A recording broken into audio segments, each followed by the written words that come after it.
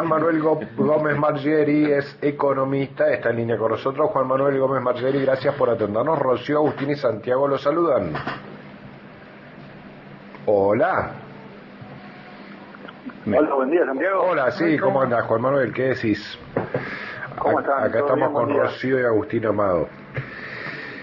Bien, todo bien. Bueno, a ver, presupuesto 2026 enviado por Javier Milei entiende, o por lo menos dijo en su alocución, en su cadena nacional, que va a mantener el equilibrio fiscal, pero entiendo yo con algunas concesiones al gasto público, ¿no? ¿O no es así? Sí, más que concesiones, lo más importante para recalcar de lo que fue la presentación del presidente Milei en cadena nacional del presupuesto, sí, es que fue un discurso más moderado que en otros momentos y obviamente esto viene de la mano del resultado electoral de la provincia de Buenos Aires, de la situación política y social general que estamos viviendo estos últimos días. uh-huh. y primero una especie de imagen de búsqueda de consensos o de búsqueda de diálogo por parte del presidente, tanto con gobernadores o con sectores que en los últimos días le han marcado un poco la cancha con respecto a cómo se venía manejando no solo del discurso sino también de algunas decisiones. Y en cuanto a concretamente qué es lo que plantean, sí, se anunciaron aumentos reales para el 2026 en salud, educación y lo que tiene que ver con jubilaciones y pensiones y discapacidad. Sí. Que ahí es un poco lo que vos decías, Santiago, de demostrar cierta sensibilidad y priorizar el capital humano en esos sectores que son de los más vulnerables y los más rezagados en esta situación económica actual. Ahora, el mensaje del equilibrio fiscal, porque hay como no sé si vos compartís, hay como un doble mensaje. Uno es para el mercado, digamos, para los grandes jugadores del mercado, que dice yo sostengo la política de equilibrio fiscal, y el otro es más político, si se quiere, pero ¿los mercados le creen a Milei, digamos? Sí, la realidad es que hoy el presidente y su equipo económico no pueden negociar el equilibrio fiscal porque es la piedra angular de la gestión y eso es lo que han apoyado el resto del discurso y de las decisiones, con lo cual el equilibrio fiscal o la bandera de superávit o de cuidar, digamos, los datos macro de nuestro país es algo que no va a modificar, y entiendo que donde el gobierno pierda eso, pierde casi todo por lo que llegó y por lo que viene trabajando. Con lo cual, un poco lo que decís vos es así, es un discurso de certidumbre, de certezas y de claridad en cómo seguir gobernando o qué es lo que ellos creen, y después también un acercamiento con la sociedad, con la política y con los sectores más vulnerables, como para transmitir esa dualidad de, bueno, queremos hacer las cosas bien, pero no vamos a descuidar a la gente que lo necesite, y creo que en ese sentido el mercado lo tomó bien. Ayer hubo cierta recuperación, más allá de que va a haber mucho ruido y mucha volatilidad en octubre, sí. Y no solo con las elecciones, sino también en cómo, más allá de cómo quede el panorama o el mapa político post elecciones y de cómo sea el resultado, también de qué es lo que va a hacer el gobierno en lo que queda de mandato y qué postura va a tomar en cuanto a cómo va a dialogar, cómo va a trabajar con gobernadores, con el Congreso, cómo va a trabajar también con algunos sectores que evidentemente son los que muestran más preocupación con la situación económica, y ver cómo se traslada la macro en la micro lo más rápido posible. Juan, buen día, Agustín soy. Si buen te día. colocaras digamos, si fueras asesor económico y político del gobierno, fuese una suerte de prompter, digamos, ¿qué le dirías digamos, al Ejecutivo? ¿Le sugerirías este tipo de anuncios, por ejemplo, que se conocieron después del proceso electivo bonaerense? ¿Amigarse en todo caso con los mercados y con el electorado? ¿O serían cuestiones que deberían haberse enunciado con anterioridad al proceso electivo? Porque pareciera ser que se hacen estos anuncios solamente para decir, bueno, queremos atemperar en todo caso el impacto negativo que ha tenido para el oficialismo nacional el resultado en la provincia de Buenos Aires.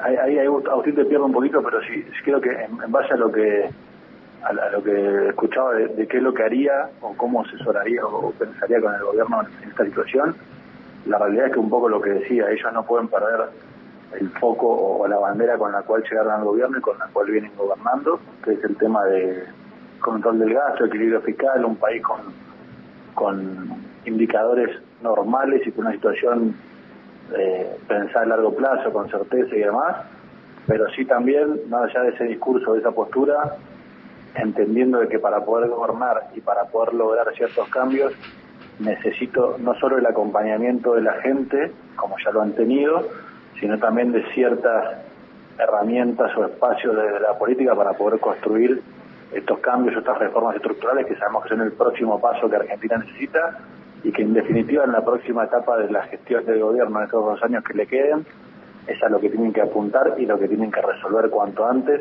para poder empezar a ver plasmado en la realidad del día a día de cada uno de nosotros toda esa sensación o esos indicadores macroeconómicos más prolijos o normales, con lo cual creo que tienen que buscar un equilibrio, un mix entre lo que tienen que hacer y están haciendo y que la situación se los permita hacer y no colapse en el camino.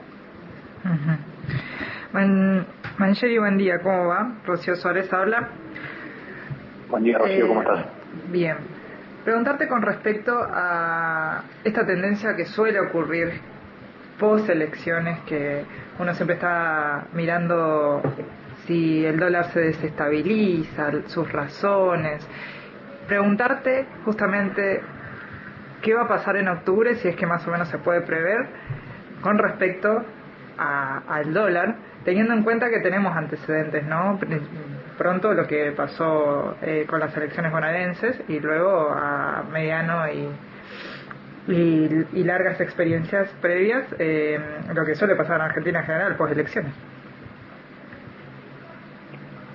Sí, la realidad es que la política electoral en nuestro país y en este momento impone plazos muy cortos. La verdad es que es un punto clave octubre, como fue la elección de Provincia de Buenos Aires, que si uno se pone a pensar y lo ve con una especie de microscopio, no es algo que haya marcado algo a nivel nacional, ni mucho menos, es una elección legislativa provincial, pero sí marca optimismo o pesimismo o expectativas en cuanto a qué es lo que puede llegar o no a pasar con la dirigencia o con la política de nuestro país hacia adelante, con lo cual certeza de qué es lo que vaya a pasar post elecciones no tenemos.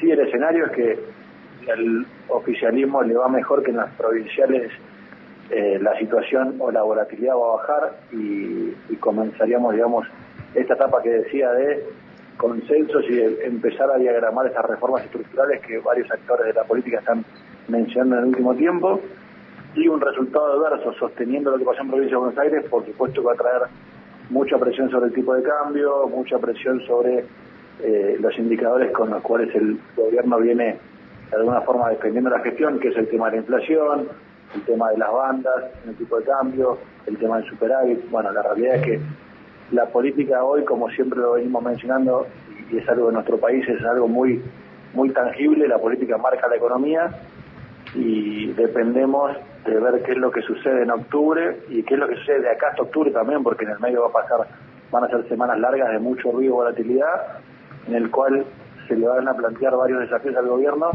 y hay que ver qué herramientas usa, qué decisiones toma y también qué comunica de acá a la elección, y principalmente con el resultado en ese momento puesto, que también es lo que hace para ver el camino de Argentina hacia adelante y si va a ser un camino que modere al oficialismo y lo haga sentarse con actores con los cuales no se venía sentando, o va a ser algo mucho más volátil y de mucha complejidad para los próximos meses para todos nosotros.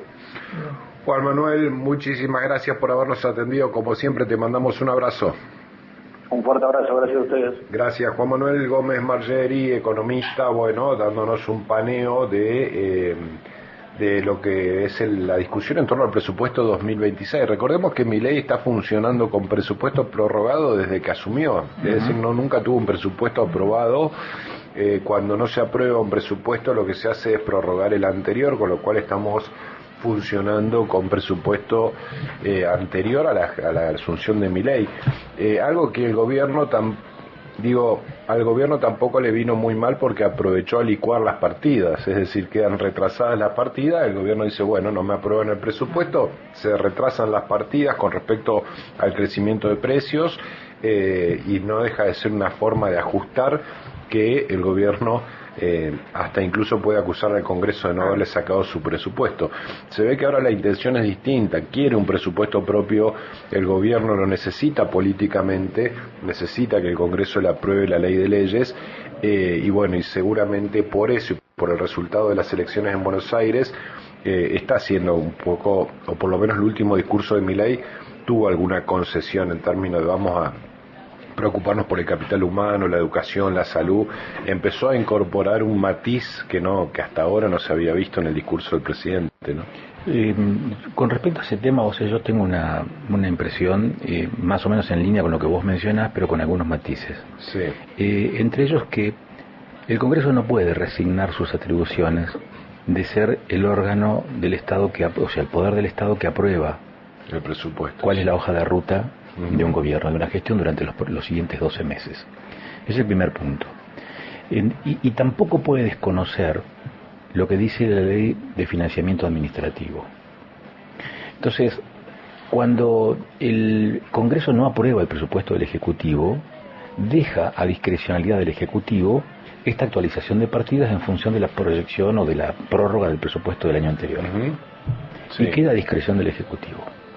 Este es un punto, y esa es una facultad que no debería resignar el Poder Legislativo, es decir, el Congreso. Y lo segundo que no puede hacer el Congreso, no debiera hacer el Congreso, es, por ejemplo, vamos a aprobar un refuerzo de las partidas, ¿para qué? Para salud, vamos a aprobar un refuerzo de las partidas para las universidades, y no cumplir con lo que dicen los artículos 12, 13 y 14 de la Ley de Administración Financiera del Estado, donde consigna claramente que tiene que establecer de dónde vienen los fondos. Y este no es un planteo libertario, no, es un planteo institucional. Sí, de sentido común, si querés también, ¿no? Y de sentido común. Entonces, cuando vos no cumplís con esa, digamos, con eso que manda la norma, y caramba, le estás dando también los argumentos para que prosperen o para que se vete una normativa. Si el Congreso resigna sus atribuciones y dice, mire, a tal, no sé, a Santiago Montorfano para que se trate de la cena de disco, entréguele tanta guita. Bueno, está bien, pero ¿de dónde sacamos esa guita? No sé, problema de ustedes. Claro. No es problema de ustedes. Sí, hay que frenar un poco también con el populismo de que se haga todo y yo no me hago cargo de explicar desde cómo se va a pagar, ¿no? Bueno, veremos. Yo creo que se vienen 2 años complicados, ¿no? Con un peronismo entusiasmado y con ganas de llegar al 2027 armado como para ganar una presidencial. El que se viene. Sí, y con una situación económica, por supuesto, también complicada. Está el